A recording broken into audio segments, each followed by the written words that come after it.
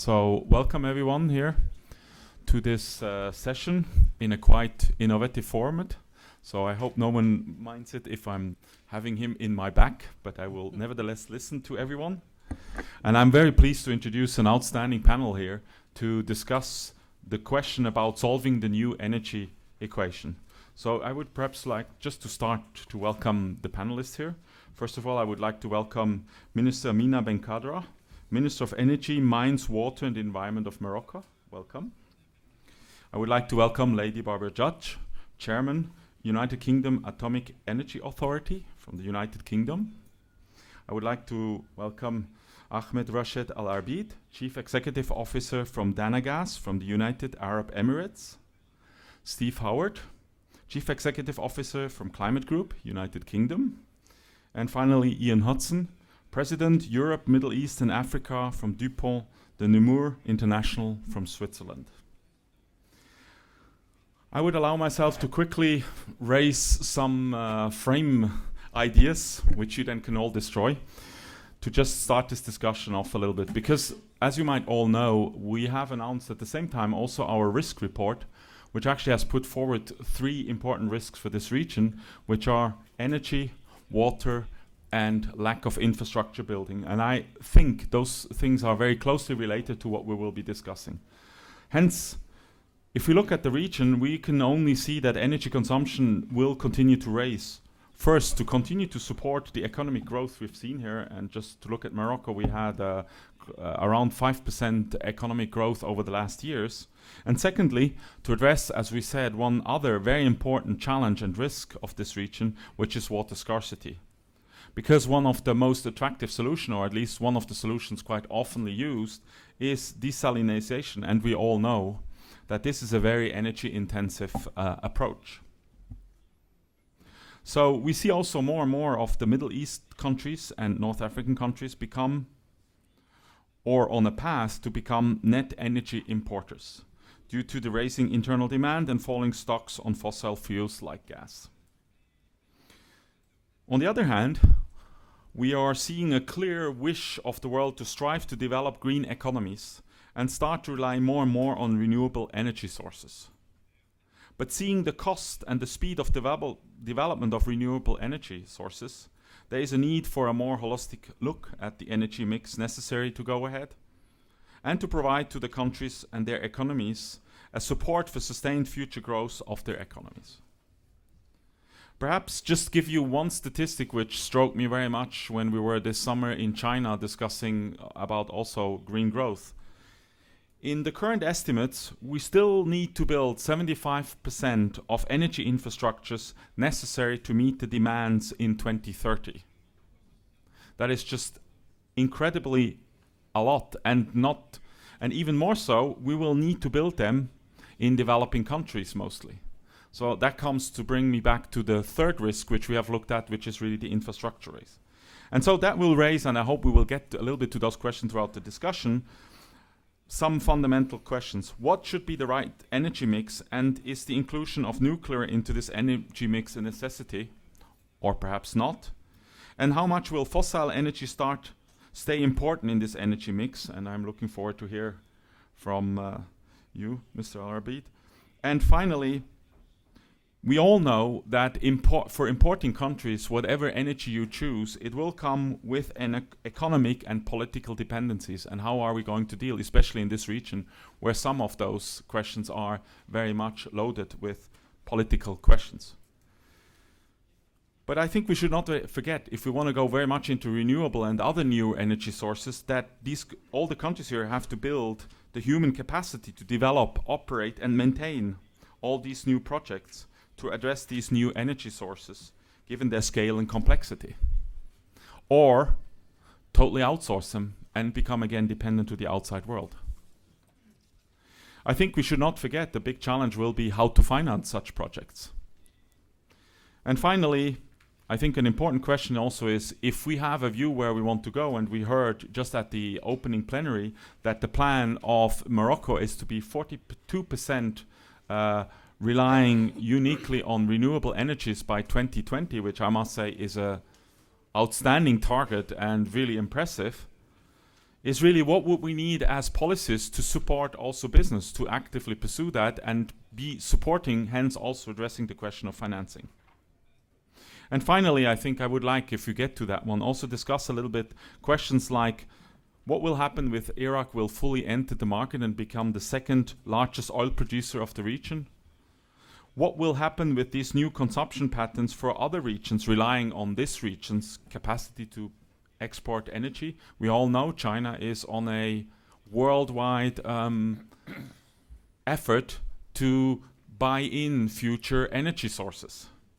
So, but I think the best start, given also what are the strong policies made forward here in Morocco, and Morocco being a country which will have to rely on import of resources or further development of renewables, I would like to invite you, Minister, to actually share with us in this first round your views on this, on all those questions.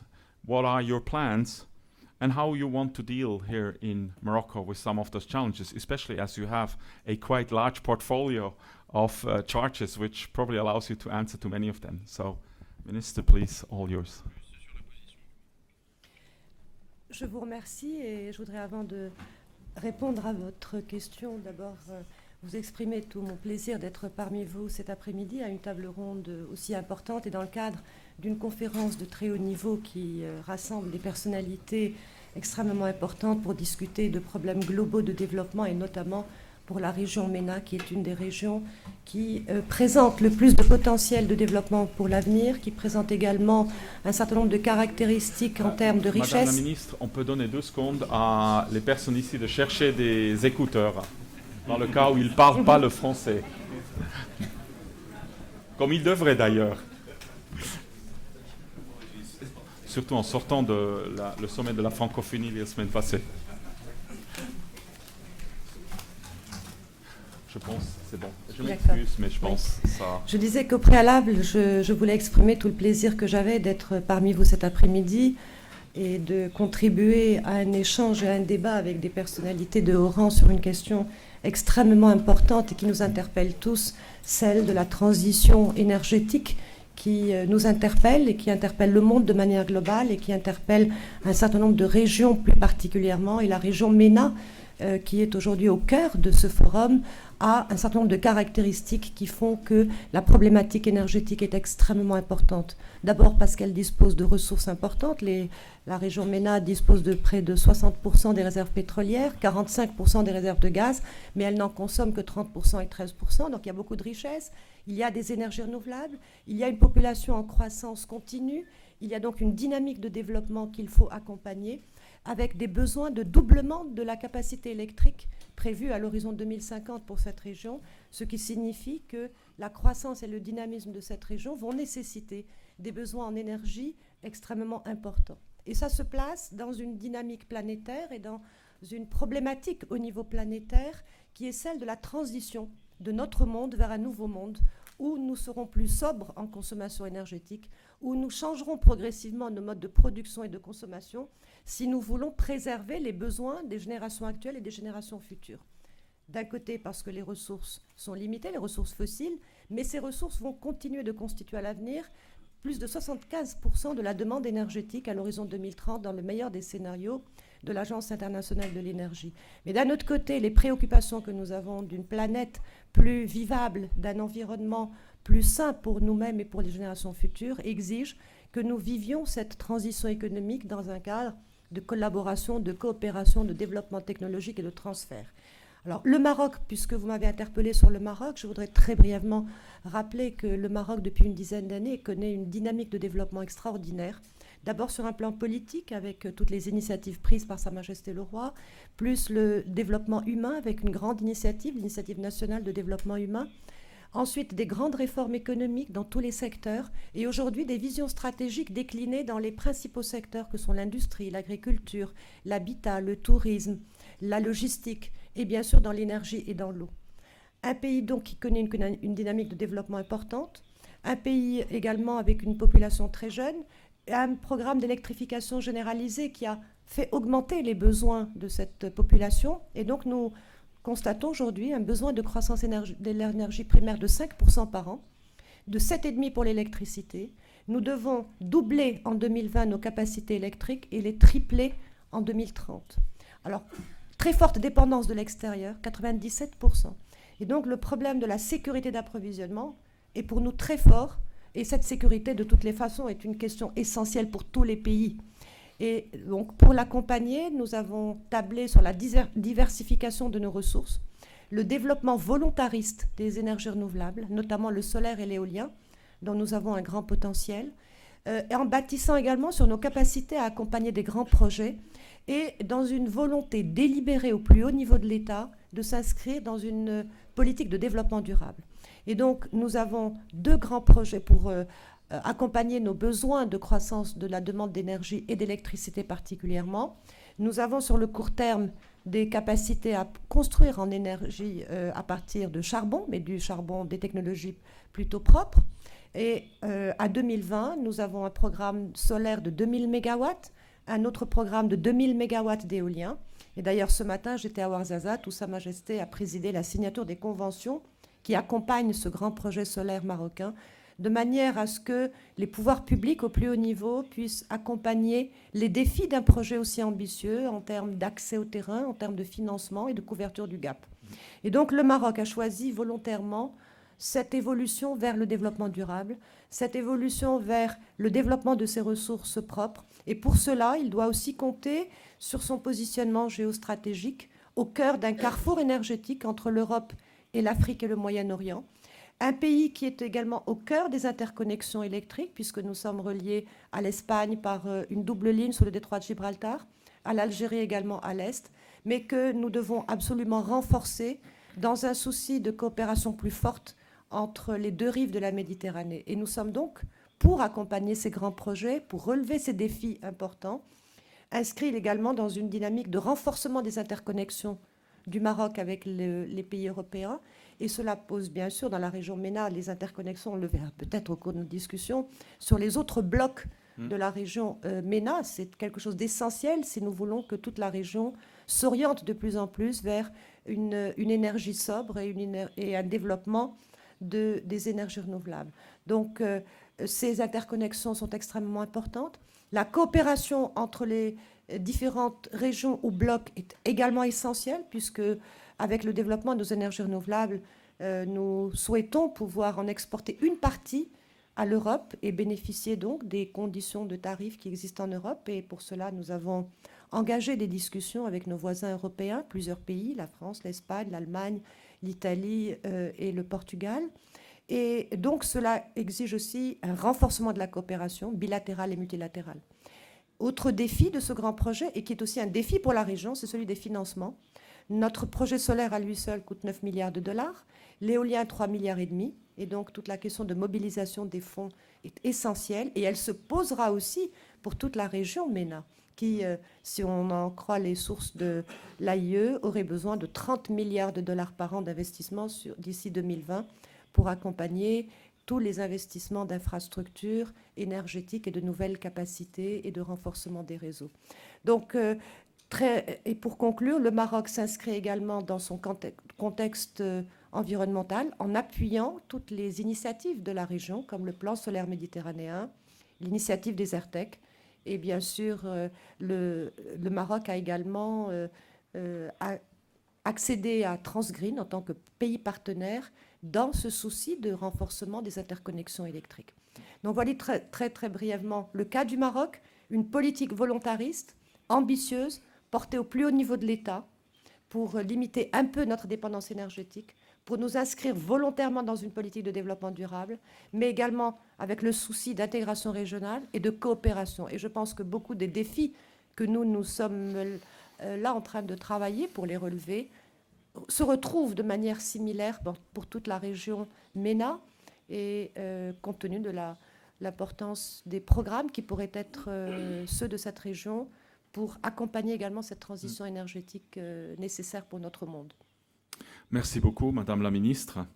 Here I would like to open us another view on this, especially when you come from the developed world and especially Europe. The discussion around nuclear power is re-emerging.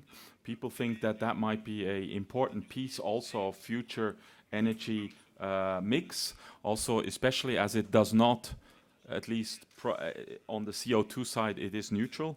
So I would like to ask you, Lady Judge, given this new emergence, and even we see in the region, we have projects in the UAE and probably others to come, what are your views on the issues around energy mix, economic and political dependencies arising from them, and how to deal with the challenge of capacity building? Because here we're talking about a technology which is not always present in regions like MENA. Okay, well, I think you're exactly right. I was interested that the Moroccans were not thinking about nuclear. It was one word I didn't hear from the minister. But many other regions, many other countries in the region are thinking about nuclear. As you mentioned, André, the first nuclear power plant that's going to be built outside of China and India will happen in Abu Dhabi, and it's set to happen in 2017, which will be one of the first big infrastructure projects along that line that's happened in more than 20 years. We believe, the question that you asked me was about the energy mix. We believe that nuclear is not the answer. It's part of the answer. It's an answer. Every country in the world, and particularly in this region, will need to have an energy mix. The old idea of oil and gas being the staples, there is oil and gas, you're right. Probably by 2030, there'll still be enough oil and gas in the world. But as we know, oil is a fossil fuel. It emits a lot of carbon. Gas emits somewhat less carbon, but actually countries that used to be exporting countries now, because of the growth and higher demand, are now thinking about importing both gas and oil at some point. Renewables are very important. You've said that you're going to have 30%, 40%. We think that probably the world can do up to 20% renewables, but it takes a long time. As we discussed, renewables are expensive. They have some problems of storage. They have problems of storage and transferring the energy from place to place, because the grid isn't quite right for it yet. So the question about what is going to be the mix has to include nuclear. So we're thinking about nuclear. Now, is the question that you asked me about what are the issues? So the biggest issue is political. I think the most important thing about nuclear is we have to remember that it's a political issue, that governments have to be behind a nuclear reemergence or emergence, because it's a big infrastructure project. You mentioned financing. Nuclear power plants can cost 5 billion euros, so we have to think about how much it's going to cost, and a country needs to say that if you start doing nuclear in this government, that the next government will agree it. So essentially, the government has to get beyond nuclear as an energy source. Then the next issue is the people shortage. I think your point and other people's point is that if you're going to build a power plant, you have to have people in the country that know how to build it and to run it, and actually don't want to be dependent on other countries coming in, building the plant and operating the plant, and then leaving and not having somebody in the country who can run it. So you need to have the people issue of education. You need to have the planning issue of where you're going to put those power plants. That if you have a government that's behind the issue of building nuclear power plants, they can help determine what is the right place to put a power plant. Did you ask me about financing also? I did. Financing is expensive. It's expensive so that countries like Abu Dhabi that have money can finance nuclear power plants. Some of the democracies in Western Europe are having more trouble because the countries don't believe that they ought to be financing the nuclear power plant. Actually, it should be independent financiers. In Finland, the power plant is being financed by the energy companies who believe they'll have an offtake agreement. So in substance, there are a lot of issues around nuclear. The issues are the politics of it, the people, is there a skill shortage, can we suit it, the planning issues, the press issues, which are the public relation, and the financing issues. But we believe that in this area of the world, you need to put nuclear into the mix in order to deal with the emerging issues of climate change. Because one thing about nuclear is it solves energy security. When you build a power plant, you have enough energy in your country, energy independence. You don't have to go across country lines. And climate change, nuclear doesn't emit carbon. So with answering those three questions in the affirmative, we think that it should be part of the mix, although it is not problem-free at all. Thank you very much. I would like now to turn to Mr. Arbeed, and I have to say, with your long experience in the dealing with fossil energy and with oil and gas, I would really like to get from you the view. I mean, we've just heard also from Minister how big still the resources are, but how these changing consumption patterns, the need, I mean, the fact that more and more outside actors like China are entering into this market to secure those resources. And also, in the view of this future energy mix, what will be the role of gas in a climate-conscious world, which we, I think, all admit now, will play a major role in whatever countries will decide to do? Okay, we're talking about the energy equation. And the energy equation is not only for the Middle East and North Africa, but also covers the whole world, because the MENA is the area where you see a lot of reserves in terms of oil and gas. And in fact, the whole world consumption as of today, the whole energy in all forms is about 250 million equivalent barrel. And in 20 years from now, it's gonna go as high as 350 million barrel. And that's really 40% increase. If you just imagine if you want to develop the reserve that the MENA has, it's a huge work. It's 40% increase of what is, you know, the production today. In terms of gas, oil, and coal, they represent 80% of the total consumption of the whole world. You know, it's known, as said already in the some of the presentation, that some of those generate a lot of carbon emission that really impact the environment. If you look at the gas, it, of course, it invent carbon emission, but it is only 1/3 of what comes from coal. So just imagine if you increase the production of gas and replace energy of coming from coal, you will really impact positively the carbon emission. How much gas we have in the world?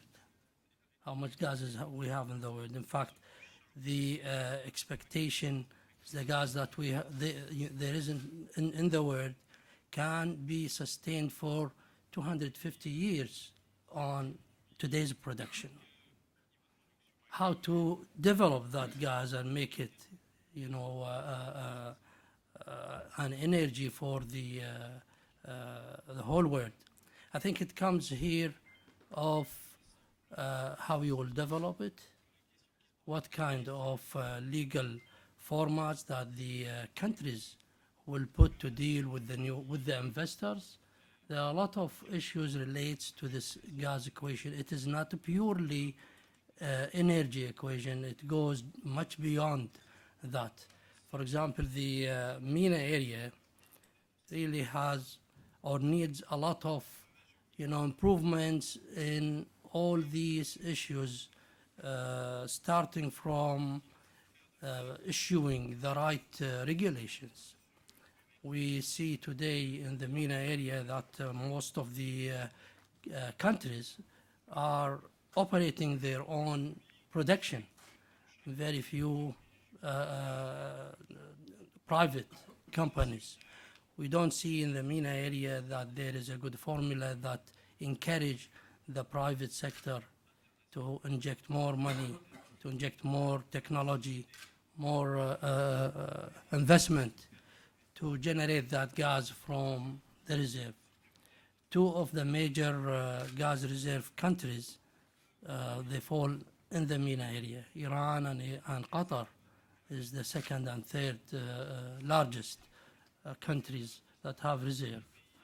And those both, look at the Iran case, it's not much, you know, gas production from there. They cannot even fulfill their internal demands. I guess to solve this equation and to come with something that is really beneficial to the region as well as to the world, we should seriously think of how to monetize that value we have underground, how to make it available to the people all over the world, and that really requires a lot of things to look at. First thing, prosperity, it comes really after you see stable or stability, and you see growth where investment is injected to produce energy. This is, probably will be seen by many people here. It's a long way to go for a region that has a lot of potential of energy that can generate. Yes, but I think the world has to really understand how to look at the issues of this region and how to really help solving these issues in order to get the total benefit. In summary, what I'm trying to, the message that I try to say here, that we have enough resources of gas that will generate less carbon emission, but that will require a lot of good resources management, a lot of, in fact, investments. It's estimated that within the next 20 years, the world will require something like $26 trillion to develop the available gas underground only for the next 20 years. Thank you very much. I think before coming to you, Mr. Howard, I think one summary I can make already, there is a lot of need of financing, and I think that might be worth a whole other debate, but we might get a little bit later to that one. But Mr. Howard, I want to now turn to you. I think we heard quite some interesting examples and views on this question. I mean, we've seen a country which applies a very voluntarist approach to this question. I think that what everyone wants to aspire to is a more sustainable future. And I think one of the challenges we see more and more is what kind of policies do you actually need to entice, go beyond voluntarist government decisions, but really get the business tissue to really move in this direction and see it as an advantageous approach. I mean, not saying it's more expensive or it's more complicated. So what would you see in this region really specifically? What are the policies which would be needed, the kind of governmental frameworks to be set to help this move further in this direction? I'm going to come to your question, André, Good. but in a roundabout route. That's fine. If ever we get there. We will get there, yeah. Okay. First, you can say voluntarism implies that this is somehow not a rational thing to do. I'd actually prefer to say I think it's far-sighted. Yes. It's actually, this is a far-sighted, it's a bold, courageous thing to be doing, and actually it will serve Morocco's interests well in the long term. So that's it's one person's voluntarism is the other person's necessity, I think. And if we think of, let's frame it above the, sort of beyond the MENA region and think of the sort of next 20, 30, 40 years, we're going to have unparalleled growth this century, even if we'll have bumpy recessions in certain places along the way. So we go from 2 billion consumers today to about 5 billion consumers by 2030. Unparalleled. That's great, people coming out of poverty, but think of the energy needs that those people have, the resource needs that they have. We'll quadruple the global economy by the middle of the century. We'll go from 3.5 billion people in cities today to 6.3 billion people in cities by mid-century. Unparalleled growth. At the same time, we need to reduce carbon emissions by, well, as a scientist, by 2/3 or so of today's levels. Even if we say we're not going to do that, we'll just keep them flat. If you just said we're just going to keep carbon emissions flat, okay, we'll have 3-4 degrees of warming if we do that. But that still means all of that unparalleled growth has to be close to zero carbon growth. Yeah.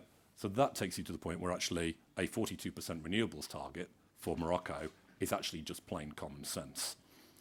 And then think of the region as a whole. So obviously this is a region, the wider MENA region, which struck oil and gas. Very lucky, fantastic riches under the ground. Actually, it struck sun long before it struck oil and gas. Just nobody realised we'd struck sun. In the UK, we've struck wind. It's not quite as good to have struck wind as to have struck sun as a strategic energy resource. But if you actually start to frame the numbers on this, okay, the region has 810, well, just the oil, you've done the numbers very well, better than I could on the gas, but on oil it's 810 billion barrels, I think is the estimate of oil reserves. For the MENA region, 60% of the reserves, as the Minister said. So if you looked at that energy, that's the total reserves that we know about at the present point in time, and then looked at solar. So that's 7.5% of the deserts of MENA. If you exploited 7.5% for solar, that in 1 year, that would give you the total energy equivalent of all of that $810 billion. So if you said, okay, let's take it over 100 years, we'll have it over 100 years, less than 0.1% of the deserts, of the desert area, not the land area, of the MENA region for solar gives you all of the oil and gas reserves for the region. Again, coming back to the point that Morocco's voluntarism is actually about unlocking this new strategic asset that we've had. And in a 21st century where clean energy is going to be a massive advantage, this is going to set the region well. The last, to come finally to your point, André, the policies, I think that the key thing is how do you unlock finance? And we've had that, you've touched on it, everybody's touched on this. How do we finance things? Nuclear has the similar capital intensive. Most of the capital spend is not on the fuel, it's on the building the nuclear power stations.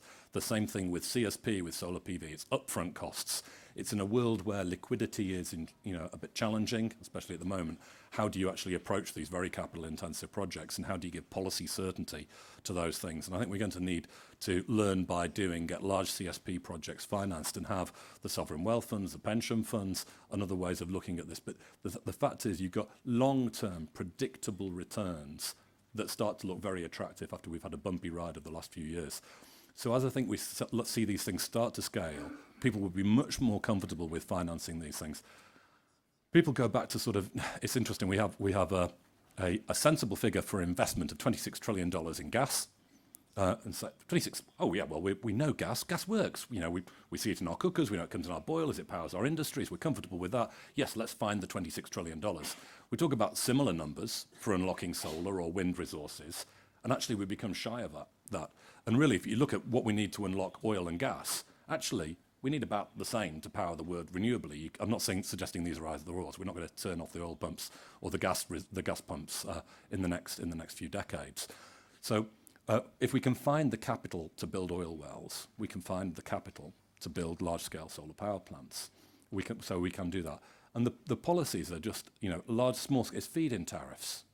It's renewable portfolio standards, it's tax credits, it's actually export credit guarantees. There's a whole host of things. It's policies that support doing good business and good investment.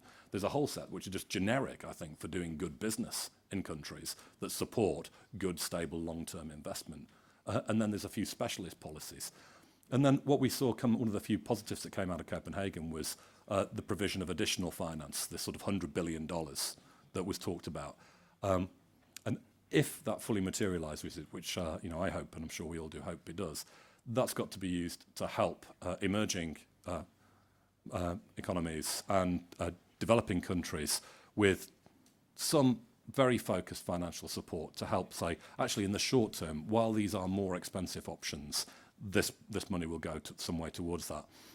Ideally, you'd want a strong global carbon price. You could say there's no point picking policies that we won't get. In the next 10 years, we won't have a strong global carbon price. We'll have regional carbon prices emerge and things like that. And lastly, to close, we need all things in the mix. So if you're going to have solar, actually gas works fantastically alongside solar. Gas is switchable. You can switch gas on and off, and it can provide you, it's not the thing we should be using for lots of baseload energy, but you can actually use it switchably. So when you've not got, while we're building the sort of storage to go alongside solar, we can use the gas for our nighttime generation for peak, for meeting peak demand, and we can actually build renewables and have much higher penetration than the 20% renewables that were suggested. Thank you very much. At the end, I would like to turn to you, Mr. Hudson. I mean, DuPont is actually present in almost all those domains we just discussed. I mean, you're working in the fossil energy production, you're working in the renewable energy production, and also present in water treatment. So I was just interested, I mean, you're also betting on future markets and evolution of markets and where the strong growth will come. and somewhere you were almost betting on the energy mix of the future somewhere. So I was just wondering, what is your view on this discussion here on the need to take this decision? So yes, I guess DuPont is present in all these market sectors, so we do have an interesting view of everything. I think first of all, I mean, if more countries were like Morocco, then the world wouldn't have a problem, because all countries should be taking the sort of measures Morocco's taking. So I applaud the government for doing that.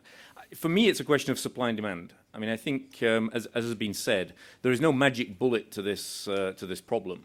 We're going to need an energy mix which is going to include oil, it's going to include gas, it's going to include nuclear, it's going to include renewables, because we simply can't get from A to B just by switching everything to renewables or everything to nuclear or whatever. So I think it's about supply and demand. It's about getting that energy mix on the supply side. But clearly, I think, as Steve said, moving as much as you can towards renewables, because that has to be the direction we're going in. And I think over time, photovoltaics, solar will come down in price. I mean, already in certain parts of the world, it's comparable with the grid pricing, because it's always relative. You know, how high is your current electricity prices versus what it's going to cost for solar, and how much sunshine do you get? So I think photovoltaic will become more competitive. Wind, obviously, if Steve said you've got a lot of wind in the particular area you're in. I think you've also got to think about transport, which uses a lot of the oil we currently pump out of the ground, and the world's got to move more towards electric cars, more efficient petrol engines and electric cars. So I think on the supply side, it's going to be a mix. I think on the demand side, that's a totally different issue, because I think whilst we're relying on a lot of financing to get the supply side right, on the demand side, we're going to rely on a lot of people's own individual decisions to actually be more efficient in the way they use energy. So, this is going to be individual decisions, turning lights off, and also companies' decisions to see it's in their interests to reduce their energy needs, to be much more efficient the way they operate. Building design has to take into account that a lot of our electricity that we currently generate and the heat we generate from it goes out through the walls and into the atmosphere. So better insulation materials, and obviously DuPont has a major interest in that area as well. So the supply, the demand part, I think, has to go hand in hand. It can't just be seen as we have to build more nuclear, we have to build more solar, we have to get out more gas. We've also got to tackle the demand side and have the right sort of government policies that incite people to actually use energy more efficiently. Thank you very much. I just want to pick up on the demand side, because it is true. Somewhere governments have also a possibility, and even business has a possibility to actually trigger a better demand behavior. I mean, we just had at the opening plenary Carlos Ghosn talking about his new electric car coming out. But my question is perhaps just to you, Ms. Minister, is really how do you actually here in Morocco deal with the demand side management? I mean, how do you entice people to I mean, you're building all this infrastructure, which is very important, but somewhere you have also a certain level of control how quick your growth in energy will go. Je vous remercie. Je voudrais, avant de répondre à cette question, dire que moi, je partage ce qui a été dit par les différentes personnes ici présentes, que le mix énergétique doit être ouvert le plus largement possible, que toutes les ressources potentielles aujourd'hui disponibles sont à envisager, que ce soit les combustibles fossiles, que ce soit les énergies renouvelables, que ce soit également l'énergie nucléaire, que nous n'excluons pas, Madame Barbara, au niveau du Maroc. Dans notre option long terme après 2020, nous avons travaillé sur la loi sur la sécurité et sûreté nucléaire. Nous avons également envisagé et travaillé sur les aspects technologiques, humains et de sécurité et sûreté. Et la décision pourra être prise ultérieurement. Mais nous pensons éventuellement rentrer le nucléaire comme alternative du meilleur bouquet ouvert et diversifié à long terme. Donc pour revenir à votre question, notre stratégie énergétique est, disons, bâtie sur deux piliers fondamentaux. Un, d'abord, l'augmentation des capacités de production dont nous avons besoin pour satisfaire cette demande croissante que je vous disais tout à l'heure, augmenter au rythme de 5% pour l'énergie primaire et 7,5% pour l'électricité. Mais d'un autre côté, nous avons lancé un certain nombre d'actions pour la gestion efficiente de la demande.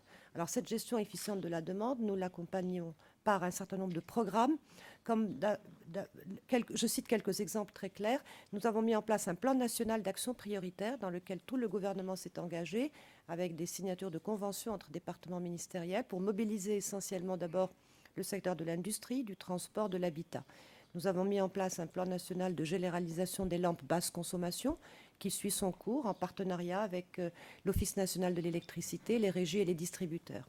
Nous avons mis en place un système de tarification pour réduire les consommations à la pointe, des tarifications très haute tension, des tarifications également bi-horaires pour limiter un certain nombre d'usages et des tarifications incitatives et sociales qui ont été expliquées par des campagnes de communication à l'ensemble des Marocains pour leur dire que si vous réduisez votre consommation de 20%, l'État vous accorde un bonus de 20% sur l'économie réalisée. Et ça prend, et les gens ont suivi, et c'est un dossier que nous portons aujourd'hui. Il y a également tout un programme d'action pour le développement des batteries de condensateurs, pour limiter les pertes sur un certain nombre de postes et autres. Et nous avons également des programmes avec le ministère de l'Agriculture et l'hydraulique, de généralisation des bassins de rétention pour mieux coupler l'hydroélectricité, également les besoins de l'irrigation. Et nous avons bien sûr les plus gros secteurs consommateurs sont celui de l'habitat, de l'industrie et également du transport. Au niveau de l'habitat, nous travaillons avec le département de l'habitat et avec un certain nombre d'institutions internationales comme le PNUD et le PNUE pour mettre en place des codes d'efficacité énergétique. Des actions ont été entamées vis-à-vis d'un certain nombre de corps de métiers comme les architectes, les urbanistes, pour leur expliquer les conditions dans lesquelles dorénavant ils doivent prendre en compte les problèmes d'orientation des bâtiments pour mieux jouer avec la nature et le soleillement et autres et limiter donc les consommations énergétiques des bâtiments et avoir des conceptions dès le départ de bâtiments économes. Et nous avons quelques villes nouvelles autour de Rabat, autour de Casablanca, de Marrakech, où ce concept de ville durable, un peu économe dans certains bâtiments, est en train d'être initié. Évidemment, nous sommes au début d'un processus. Au niveau de l'industrie, nous allons bientôt généraliser, avec le ministère du Commerce et de l'Industrie, une politique d'audit énergétique pour accompagner les entreprises et les amener à bien comprendre qu'en réduisant et en optimisant leur consommation, elles font des économies qui vont dans le sens d'une meilleure rentabilité de leurs opérations. Et au besoin, nous les soutiendrons un peu comme ce qui s'est fait dans plusieurs pays européens avec les ESCOS, les sociétés de soutien aux audits et à la réduction de la consommation d'énergie. Évidemment, dans le transport, nous avons là aussi des défis à relever. Avec mon collègue du transport et de l'équipement, nous sommes en train d'examiner les mesures à mettre en place, d'abord pour réduire le recours à des grosses cylindrées, très grosses consommatrices, en augmentant les TVA sur les grosses voitures, mais également en mettant au point des programmes d'éco-conduite, et notamment, vous parliez de M. Rosn, avec le projet Renault-Tanger, nous avons non seulement mis en place une usine zéro carbone, zéro rejet, zéro eau, avec tout est recyclé, mais en même temps, ils vont nous accompagner dans les programmes d'éco-conduite avec un certain nombre d'opérations.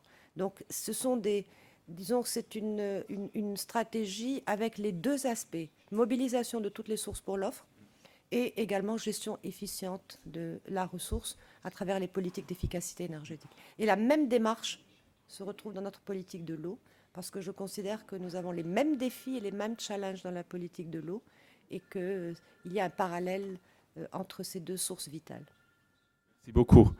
Coming back also to the demand side, I think business can play there also an important role. And I wanted to just ask you, Mr. Arbeed, on you are helping countries to extract gas.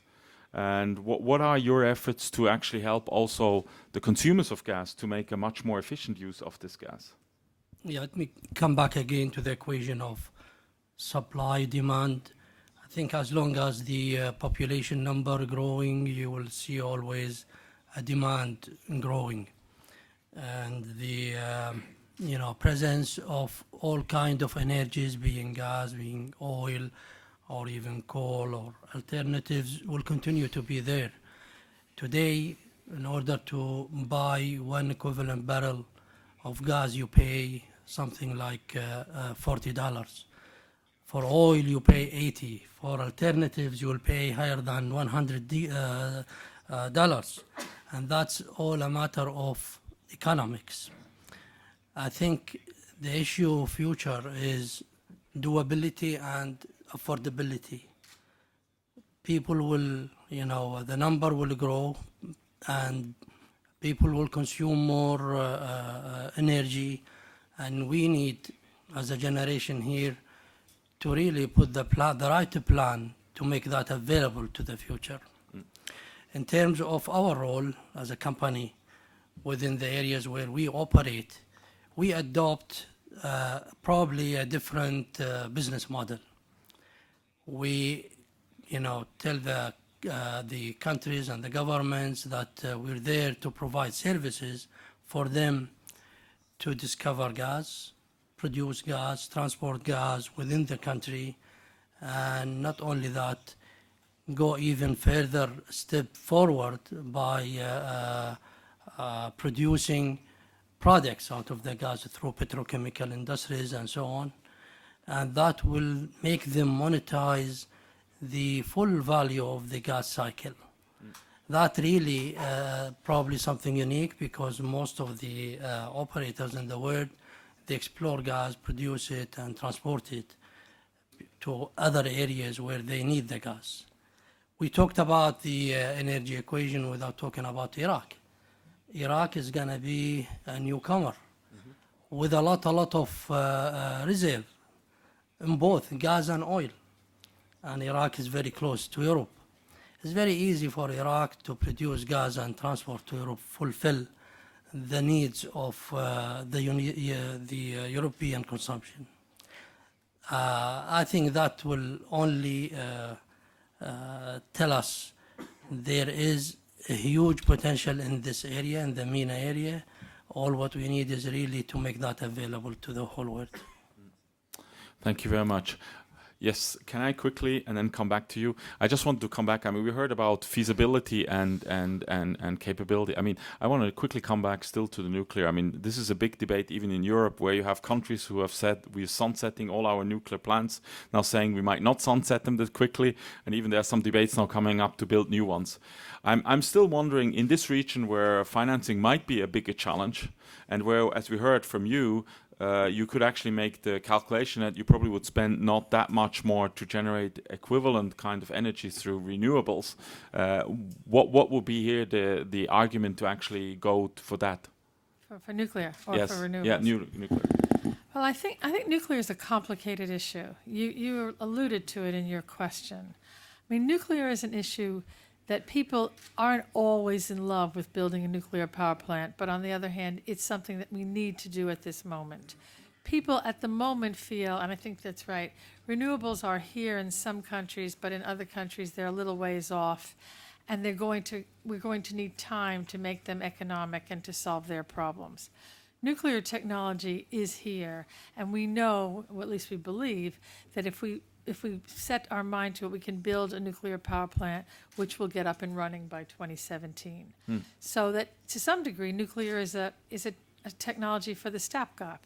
We need it for now because renewables will come later.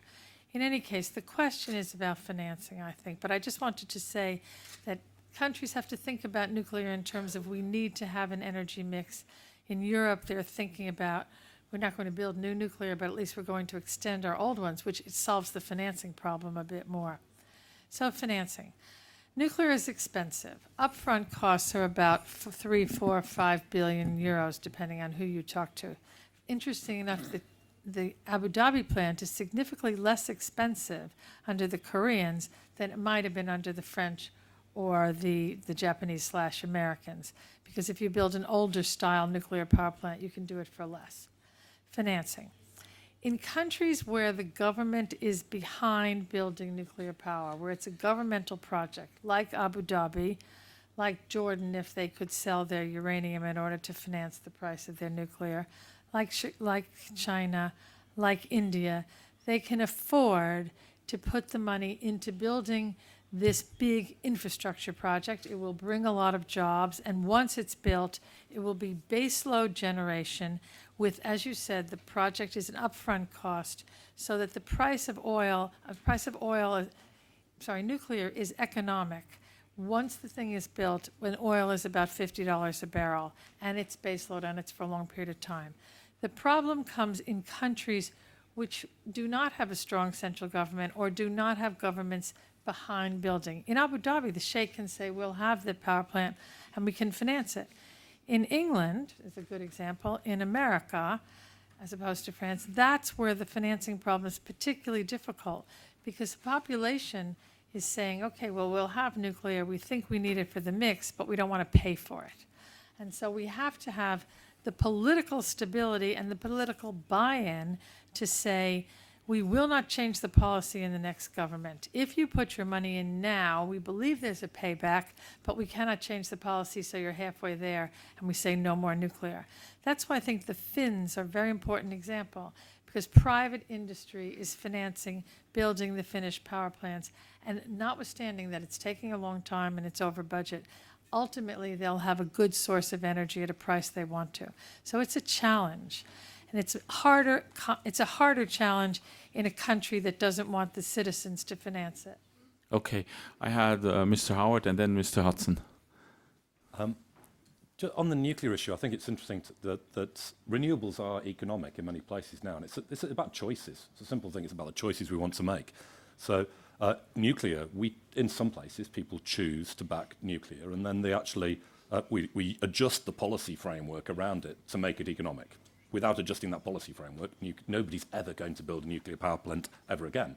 There's political choices and policy frameworks that are put in place.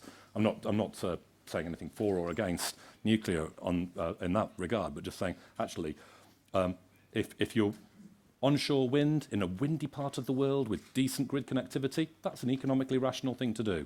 If you're here, if you're anywhere where you could do time of day pricing, so if you can do peak pricing for solar, for peak pricing for electricity. So you have a sunny part of the world, you have air conditioning peak demand. In the middle of the day, actually it matches perfectly with your solar, pretty much perfectly with your solar production from solar PV. If you've not got subsidised electricity prices, it's economically rational today to put solar PV on your roof. Actually, without subsidy and without anybody saying, we'll take care of the liability of your solar panels at the end of life. So we've already got to economic rationality. I think it's about the choices we want to make in society here and a balanced energy mix altogether. And so I think we need to look at but coming back to the demand side, André, and so for where we were before, I think we tend to look at the future, and we're very naturally, it's very human to look at things as the future is an incremental projection of now. So it's like the last 5 years forwards, 2-3% here and there. Actually, everything changes fairly radically. You know, the World Wide Web was the name of a project 20 years ago, etc. We've had radical change throughout human history.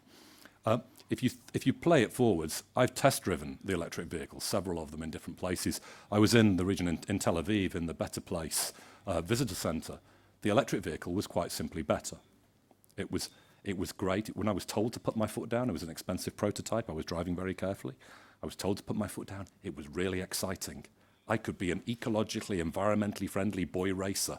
That was a great feeling. You know, so it was, for me as a consumer, that was a better choice. And it could be solar powered, a solar powered thrill, which is a great thing to have. And you've got something that's much more efficient. So we're going to have the energy density of batteries is going to double, or is projected to double in the next 5 years. So that does something fundamental to the economics of electric vehicles and to the range of electric vehicles. So I think we should say electric vehicles are going to take a big chunk of the future much faster than people anticipate. And we always doubt change. There's lots of examples throughout history of people doubting change. I won't list them now, but just one. Lord Kelvin, chairman of the British Royal Society, a countryman of mine, who said, heavier than air flight is an impossibility. 10 years before we had the Wright brothers in the air. There's many, many examples of that. Electric vehicles are going to go very fast, but the other trends we'll see, the information age, as it moves forwards, this will help people manage demand side. So we'll see no light switches. Why would you build buildings with light switches in 20 years' time? You'll have adaptive lighting, you'll have lighting that's embedded in things we do, we'll have LED lighting. Lights will also be, they'll be distributing your Wi-Fi. There'll be other forms of sensors. There'll be warning. There'll be entertainment. Your sound system will be there. Networks will integrate in the home. And I think there's a great potential in the area with new infrastructure to leapfrog the old infrastructure and get the new infrastructure and lead on the deployment of that. So whether it's EVs or LEDs or information technology, actually there's tremendous opportunity for innovation, for investment, for job creation and for growth through having exciting demand-side management. We need to design the delightful. I think for us to take a step back from this and say, actually, this isn't about worthy President Carter put on an extra cardigan and turn down the thermostat or turn up the thermostat, depending whether it's air conditioning or heating. This is about actually giving people better choices in their transport systems, in their building systems, in their workplace environments, and designing things that are just better places to be and work. Thank you. Yeah, I just support that. I mean, DuPont is a science company, and we're behind a lot of the science in these innovations. And I think to think that the future is just going to be an extension of what we live today is just the wrong paradigm. Yeah. There's going to be a paradigm shift. And I don't think we can accept that if we're going to be 9 billion people on the Earth in 2050, that our energy consumption is going to be proportional to what we have today. It's got to be something totally radically different, otherwise there won't be a planet. And back to the solar, I mean, solar is growing at 30% a year. It's here now, and we see it growing at 30% a year for the foreseeable future. And we're supplying 10 of the components of a solar cell, so we're pretty intimate with what's going on in the photovoltaic market. So it is happening today. It is competitive today in parts of the world where you've got sun. Obviously, it's a prerequisite. And secondly, I think you're going to get major advances in battery technology to be able to store energy. Because the drawback of things like solar and things like wind is you've got to use it when it's produced. But the advances in battery technology are going to be there, and we just got to believe in the science. Okay, I think at this stage I really would like to invite the public here to also enter this discussion. So I think I have some colleagues here with microphones. If you could just go around. So who would like to? We have someone down here. And I will try to be fair with the people sitting in my back here. This is Bülent Göktürk from Istanbul, company Emirates Capital.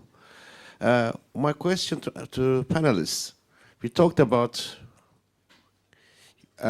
alternative power, nuclear, everything, but I don't think we have discussed enough how to conserve our existing power.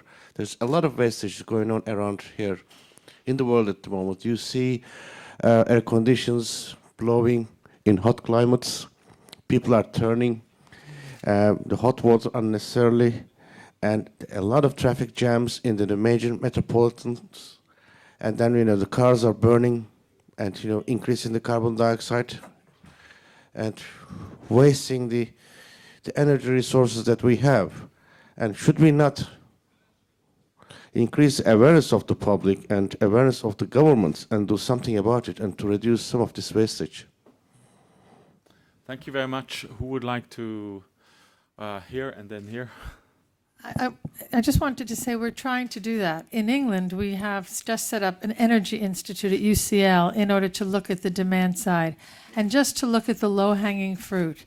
If you think about how cold it is every time you go into a hotel room, and how if we just raised the temperature, so we didn't bring it down to Fahrenheit 60, but we brought it to Fahrenheit 74, we'd save a lot of money. In the same way, if we didn't overheat our homes as we do in apartment buildings, we'd save a lot of money. Every time you open the refrigerator door and leave it open, every time you leave a plug in the wall, you're using energy. All of that we need to do, but we need to change. We have to do it on a larger scale than that. We need to change the building regulations. We need to get corporations, it was said before, to understand the economic benefit of saving energy. But governments have a role to play. First of all, they have a role to play in raising awareness, as you said, and second of all, changing the rules of new build and looking at subsidies and tax benefits for people who refit in an energy-conserving way. Thank you very much, Madame la Ministre. Merci. Je voudrais rajouter à ce que vient de dire Madame Barbara. D'abord, il y a un élément qui est aussi important à signaler dans le domaine de l'utilisation des énergies fossiles. C'est souvent les subventions qui sont accordées par les États à ces produits et qui font qu'il y a une facilité d'utilisation telle que les personnes n'ont pas conscience de la nécessité de réduire. Et donc, quand il y aura une meilleure fiscalité appliquée aux différentes ressources, et particulièrement aux ressources fossiles, pétrole ou gaz, ça donnera lieu à une prise de conscience plus grande. Par ailleurs, il faut absolument mener des politiques de communication, de sensibilisation, pour expliquer d'abord que ça coûte cher, que ça coûtera de plus en plus cher, notamment pour les énergies fossiles. Et ça, c'est ça la différence avec les énergies renouvelables.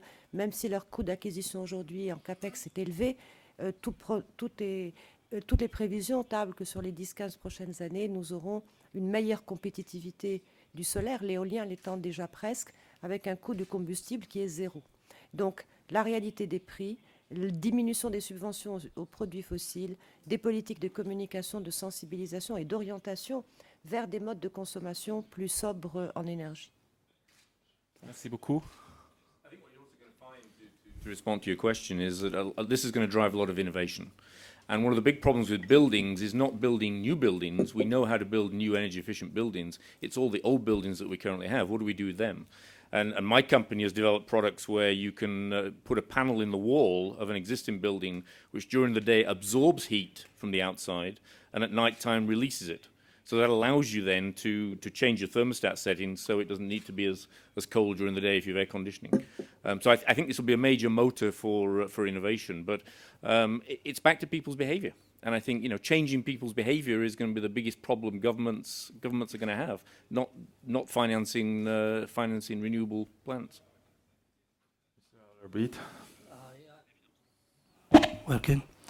I want to really cite an example of one of the countries in the Gulf area.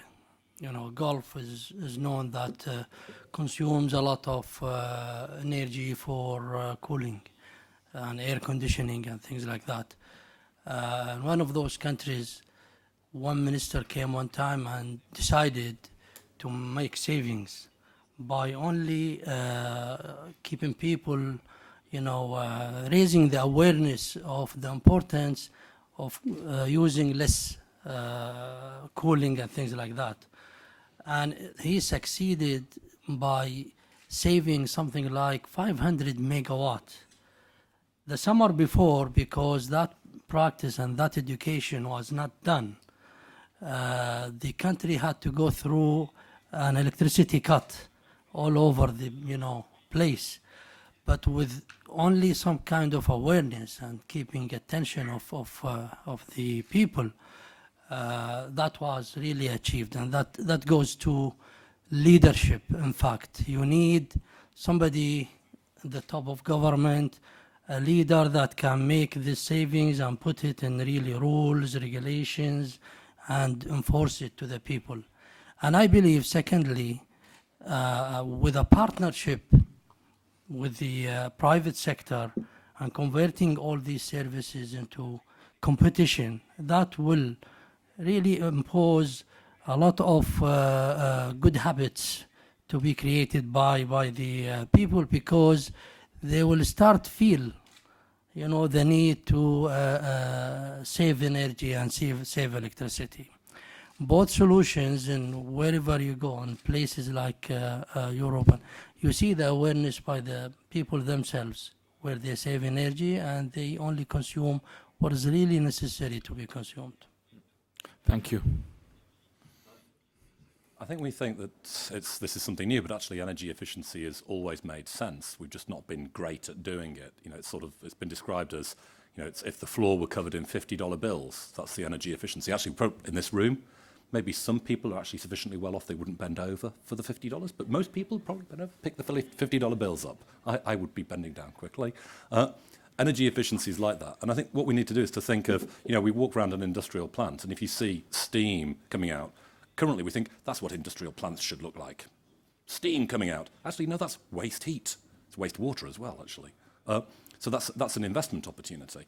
Every incandescent light bulb that we see is an investment opportunity. It's a waste heater. Just as an aside, actually, there's a ban that's coming through in Australia and parts of Europe on incandescent light bulbs, and somebody rather creatively is now marketing the light bulbs as heaters, so that the incandescent light bulb isn't quite dead yet. But if we think of these things as investment opportunities, and I think you were absolutely right, Mr. Arbeed, that you need leadership from government. So we do need, because we can't just be left to our own devices on this, we need to be prodded, I think, and encouraged to do this. But it can be done in a very creative way to do it. But the mindset that building a new power plant, that's a sort of macho, male-driven boardroom thing to do. Real men build power plants. Actually, no, it's okay for real men to do energy efficiency projects, because some of them can deliver a fantastic IRR. And that's what people care about at the end of the day. Thank you very much. I think I had a question back there. Thanks, André. Yeah, Simon Zadek, Harvard. So first of all, I just wanted to thank everybody on the panel. I feel I've come to a great session with a lot of uplifting thoughts. Somebody in the Education Summit yesterday talked about wrinkles in time, you know, being able to sort of skip time and jump from one era to another. And it feels to me that that's the conversation you're kind of having in the middle there. But I want to just sort of test slightly whether the consensus in the middle of the room is really as strong as it seems by just referring to another meeting that I and Steve and perhaps some other people in the room will be going to in about 8 weeks' time in Cancun, which is the climate change negotiations, of course. And you know what we've been told, yeah, and many of us have lived it for a number of years, is that without a global deal, you know, none of this is going to work terribly well. And even if there are several Moroccos, you know, we don't get to the numbers that we need, and carbon is a global good, and so what they achieve alone won't count. I think my question is, given the optimism in the room, you know, I think the question is that really true? Or are we reaching a point where, without wishing to, you know, be rude to anyone, you know, a global UN brokered deal actually either isn't needed or is the wrong thing to focus on? And I think a second question, André, just to push the envelope a little bit further, does it matter whether the US plays ball or not? You know, we have a situation where, you know, the description we've had in the Morocco case, you know, actually doesn't need anything from the US particularly, or does it? You know, does it matter that some countries, large countries, could be the US, could be others, we don't know, may simply not play ball with the vision that the minister from Morocco has set out to, I think, everyone's delight in the room? Thank you. Thank you very much. Who would like to start here? Okay. Well, I think to pick up your point on the US, working for a US company that's been very supportive of some sort of deal in Copenhagen or maybe in Cancun, US states are taking their own decisions, which is probably not the best outcome. But you have California now wanting to drive its own standards. Other states want to drive their own standards. I think through self-interest, because they think that there's a better world. There's the world that Morocco is showing, where you become more sustainable. It would be, in an ideal world, it would be great to have a global deal. But I think it's going to take more than Cancun probably to get us there, just from everything that we're hearing of the state of the negotiations. But I think countries are going to take their own decisions. You know, do they invest in more capacity, or do they invest in an education program for their people to reduce demand?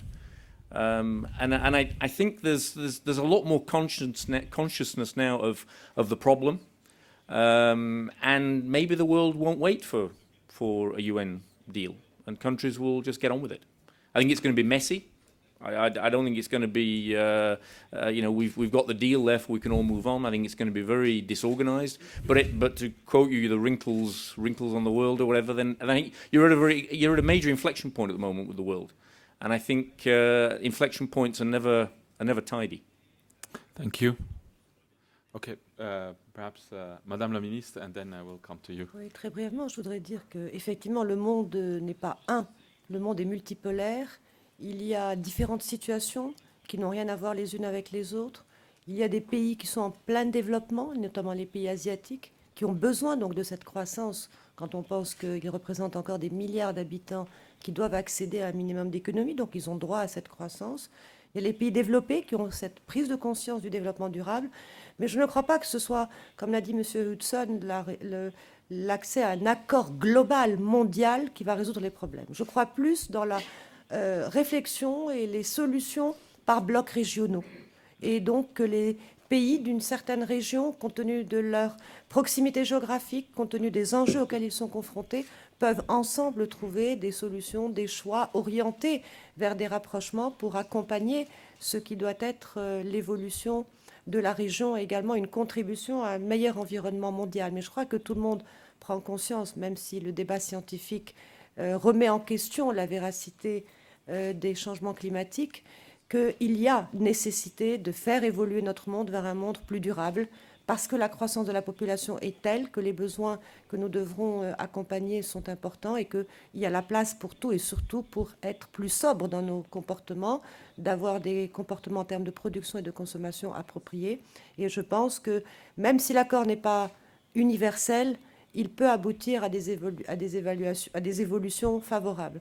Ce en quoi je crois également, c'est plus de coopération entre certains pays du Nord et certains pays du Sud, peut-être pas de manière là aussi mondiale, mais si je prends par exemple l'Europe et avec le continent qui lui est le plus proche, l'Afrique, on peut, du fait de la volonté des pays européens d'inscrire le développement durable comme une priorité, avec les 3.20 de la directive européenne, apporter des solutions appropriées à un certain nombre de pays africains qui sont, eux, confrontés encore à de la déforestation, à de l'utilisation de la biomasse de manière excessive, etc., et dans des conditions qui ne sont pas du tout saines pour eux. Et donc, des solutions et des transferts de technologies adaptés à des besoins par bloc et par région, et non pas des outils universels qu'on va prendre d'ici et les replacer de l'autre côté. Merci beaucoup. Many people know the quote. I'm going to misquote this, but I think was it Churchill that said that you can rely on the US? What was it? Simon, you can probably remember this and correct me. To do the right thing after every other alternative has been discarded. Yes. Yeah. So thank you for that. So when the US really, the US does count. So, but we don't have to wait. People aren't waiting for the US, and it's going to be messy for a few years yet. And I think you'll see when the US realizes it's in the US's economic self-interest, which should happen about now, but probably will happen in about 5 years, then we'll see the US actually be a real powerhouse in this area. And Silicon Valley is clean tech valley now. You know, the venture capital community there is looking at this in a big way. And lots of smart minds are being applied to this sort of innovation and the VC space here, which is exciting. So new industries will bubble up in spite of the federal roadblock.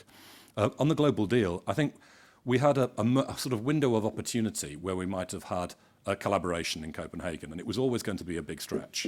It was always right at the edge of what was possible. But if you looked at Copenhagen and said a few years before, if you'd said, actually, we're going to get 120 heads of state, we'll have the largest meeting of heads of state on any issue ever outside of New York, and it's going to be on climate change in Copenhagen in 2009. We're going to get the heads of states of China, Brazil, South Africa, India, and the US broker a side deal agreeing to a sort of 2-degree aspirational target, $100 billion of fast start funding, action on deforestation. We'd have said, wow, no, that won't happen. You know, we won't get that at the end of 2009. It's just, I think, we didn't get the photo opportunity. The world chose competition rather than collaboration in Copenhagen. There was a sort of political breakdown at the end. But some progress was made. The global deal was about framing level of ambition globally. And then it was about, can we do some things together? Particularly, what are the mechanisms for funding avoided deforestation? What are the mechanisms for funding clean development in developing countries? And how do we help provide some financial support for those poorest countries that are going to be adversely impacted by climate change? That's what it was about. It's about those financing mechanisms. Now, those are going to be done, I think we've heard already, those are going to be done actually. Some of it will be done regionally, some of it will be done bilaterally, and some of it won't be done well enough, I think, unfortunately. So you won't get all of those mechanisms in place fast enough. But the level of ambition is being laid down by what's happening elsewhere. China sees the low-carbon economy as absolutely synonymous with industrial policy. Mm-hmm. That's what it's about there. It's about industrial policy and the future development in China. In Europe, Europe's actually not as good at long-term planning as China. And it's not a planned economy. It's more of a random economy that happens in a European context. I can say that here. Might not be allowed back in, but tomorrow, one of the commissioners will be actually talking about industrial policy and the low-carbon economy in Europe in exactly the same way. So ambition is being raised. Morocco is charting that course with ambition. And we are going to see tremendous innovation, and it's going to be an exciting time. And I think that then the laggards will leap on board when they realise this is the inevitable direction we go. And maybe a new window of opportunity opens up in 5 years, in 10 years. I don't actually think we should focus, in real answer, Simon, to your question, we shouldn't be saying Cancun can, as I heard one of the ministers say recently. Cancun probably can't. Is the real thing. Cancun won't.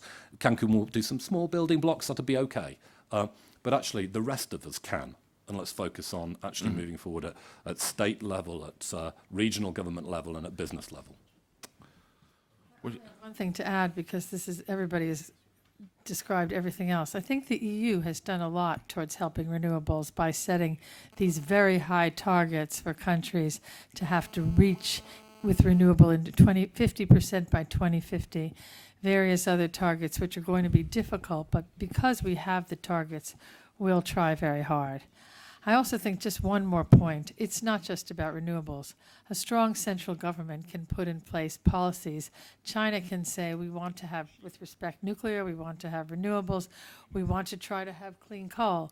It's harder in a democracy which has different interests and different coalition politicians to get to anywhere on a renewable issue, on nuclear, on clean coal. We have different political systems, and a lot of energy is about politics. Just on that point, I broadly agree with you, but I think it is about leadership. I totally agree with you. And actually, people that chose to push leadership on this issue, and I was probably unfair. I was unfair to Europe. I was a bit flippant. I think long-term industrial policy. I'm going to say that. Maybe not. But we owe a debt to the Germans for solar PV. You know, it was actually feed-in tariffs in Germany that helped drive the solar industry globally. So, you know, we have had far-sighted leadership in some parts of Europe. That's exactly what's happening in the UK. I mean, in fact, there are a lot of people that wondered how they could possibly adopt those renewable standards, which you never will meet. But you have to look in America. Obama very much wanted to have a climate bill, but he chose to have a health bill, which was a good thing. I mean, the leaders will make their judgments, and good leaders will make good choices, we hope. But in a democracy, the leader can make the choice, but you have other houses, other coalitions, other parties. So climate is very important, but at the end of the day, the leadership in government has to work with the population to get to the right place. And it's very important that we understand that.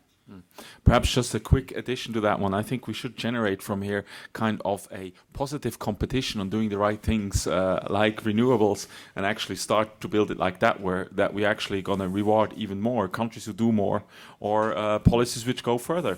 I mean, just to come back to China, China invests today the double of the amount of the US into green technologies, and the US is still the second biggest investor worldwide, just as an example. So I think there's lots of things happening, but I had actually a question back there. Sorry, if you still have it. Thanks very much. Hi, Isabel Maxwell from Blue World Alliance. This is a great panel, and I'm just wondered if we could talk just a little bit about the sort of fighting of the old guard, because coal and oil have got a huge interest in continuing to have themselves subsidized to the way they had, and it makes the new renewables much more difficult to catch up because of pricing. And I wondered if you could just comment on carbon pricing and putting a real price on carbon. Please, and then... Interestingly, if you look at where sort of breakthrough legislations come, and no legislation tends to be perfect.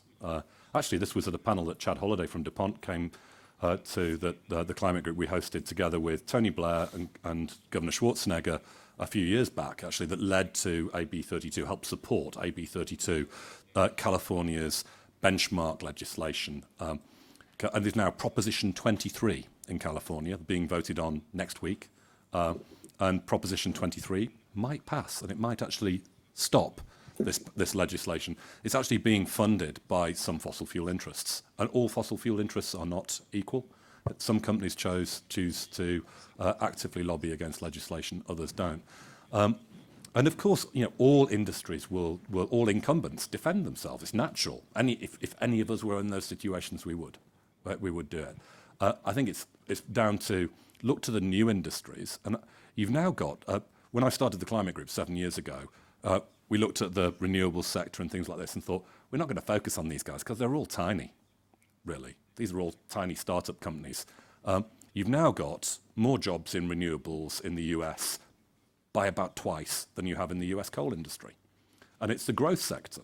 So you've got large, significant new industries and powerful industries who are actually actively lobbying for the right thing. And I think for the job in government, the job in leadership in democracies actually is to say, well, we have sunset industries. The sunset may be a long one, and we have sunrise industries. And actually, we're not going to try and we can't kill off oil. The world would be in a terrible situation if we tried to put oil pumps off. But it is actually about pushing really proactively the expansion of the alternative technologies.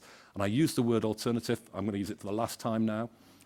In Europe last year, actually, of new power generation, because of policy, because of proactive approach from business and the government there, governments there, 62% of new power generation in the electricity sector in Europe in 2009 came from alternatives, from renewables. 62% from alternatives. So actually, last year in Europe, alternative energy became mainstream energy. So I think we need to look to actually the new industries, the sunrise industries, and actually support them very strongly. Mr. Arbeed. I don't have really much to say in this. I think it's a demand that is needed by people, and people will seek, buying the right product for themselves, and it's an open market, at the end of the day. And I just go back again to my old point of, doability and affordability to provide the right source of energy to the people. Lady Judge. I don't think this is a zero-sum game. I don't think that we need to push renewables up and push oil down. I really think that where we find ourselves today, we need everything. Maybe the day will come when renewables are so cheap and so effective, and coal is so dirty, or oil is so scarce that it will be a zero-sum game.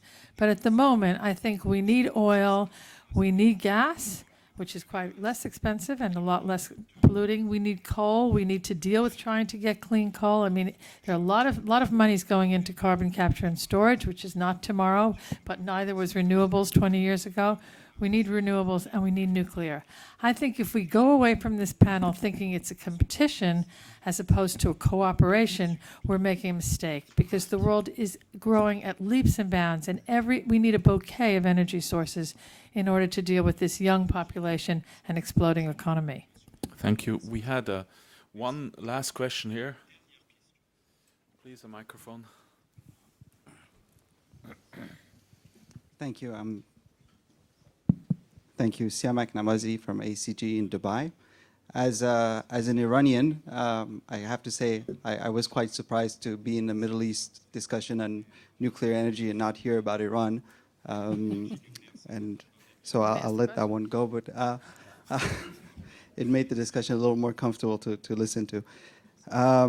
But my question was really about natural gas, and I completely agree with Mr. Arbeed's assessment of the potentials of natural gas in the MENA region. But perhaps to unlock the real potential, there are two key issues. One is the price of gas, both within a country and the subsidy issue, and second is obviously the export price. And the second is the political decision-making that goes hand in hand with the gas game in the region. And perhaps until we can unlock these two challenges, we're going to see Kuwait importing gas from Russia, and for Qatari gas to circle around, probably the ships waving at each other while they go across, or Iran reneging on its deal with Crescent Energy. I was wondering, as someone who is in this game, if you have any concrete advice or solutions how to unlock these two key issues. Yeah, I think you're right first. This is unfortunately happening. Many projects in the area were not completed just because of political impacts and challenges and things like that. The whole area needs to be reshaped for the energy equation to be working successfully. It starts with stability. I mean, Iran don't feel that it is stable enough to, introduce, projects to the neighborhood. Countries like the Gulf, they don't feel they are stable. What they see here, Iraq is still, in chaos, and every 5 years, 10 years, we have a major war in the area. They don't see there's stability in Palestine. They don't see stability in Yemen. I think prosperity depends heavily on stability of situation. It depends also on growth. All those countries around, in this area has a potential to grow and grow, tremendously. But this is all not available. So if we're going to talk about the right energy equation, we will go into too many details, in fact. It's not only the energy sources. It is the stability of the region. It is the technology, because such as Iran is, premier in the oil industry. But nowadays, they lack a lot of technology, a lot of knowledge, a lot of know-how, and that's why they're unable to increase production. So if you look, if we really seek the benefit of the whole world, then we have all these potential countries that can deliver a lot of the world's needs. It has to be reshaped in a way to make that, workable. Then you will have a one market gas prices like the oil.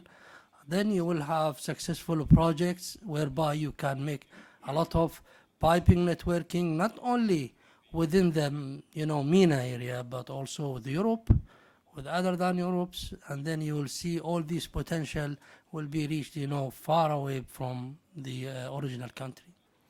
Thank you very much. I think in order my script says I should sum up something. I don't think I want to do that. I actually want to quickly ask you all to give a quick takeaway for everyone, what you want to give people who are walking out of this session, what you really think is something they should take away. And I will allow myself to start with you, Madame la Ministre. La croissance des besoins en énergie pour accompagner l'évolution au niveau mondial nécessite d'avoir les mix les plus ouverts, avec une place pour tous les types d'énergie, toutes les sources d'énergie, que ce soit les fossiles avec le charbon, le pétrole, le gaz, mais également avec les énergies renouvelables et le nucléaire. Et il faut donc, pour soutenir cette ouverture globale, davantage apporter les soutiens qu'il faut aux énergies renouvelables, comme on en a apporté pour le pétrole ou le gaz que nous soutenons par des subventions et autres, de manière à élargir et à pouvoir donner leur chance à des zones très fortement dépendantes d'énergies fossiles, de pouvoir contribuer à une croissance économique, industrielle à travers ces énergies nouvelles. Nous sommes engagés aujourd'hui dans un monde nouveau qui va avoir des nouveaux défis, et parmi ces défis, c'est toute la croissance d'industrie et d'emploi que porte avec elle la dynamique de croissance des énergies nouvelles. Ces énergies ont connu sur les 15 dernières années les meilleurs taux de croissance et les meilleurs niveaux de développement en recherche et innovation. Et malgré la grave crise qu'a connue le monde en 2008 et un peu en 2009, et pendant que les consommations de toutes les substances classiques baissaient, le charbon, le gaz et autres, c'est dans le secteur de l'éolien et du solaire qu'on a eu les plus grands taux de croissance de 36% et 40%. Mais malgré cela, elle ne représente aujourd'hui, il faut qu'on le sache, 0,2% de l'énergie primaire. C'est très peu. Et dans les meilleurs scénarios d'une évolution du monde plus durable et plus sobre, elle ne dépasserait pas 8 à 10%. Donc vraiment, nous sommes dans des tendances très faibles. Nous ne portons préjudice ni aux fossiles classiques dont les ressources sont en train de s'épuiser, ni au nucléaire qui peut se développer. Et je pense qu'il faut soutenir ces énergies nouvelles. C'est la source de croissance dans plusieurs régions et au niveau mondial. Et en même temps, on résout un certain nombre de défis qui sont les nôtres en termes de développement plus durable de la planète. Merci beaucoup, Lady Judge. Your giveaway or takeaway? I said before what I might have said now, which is that we need a bouquet of energy sources.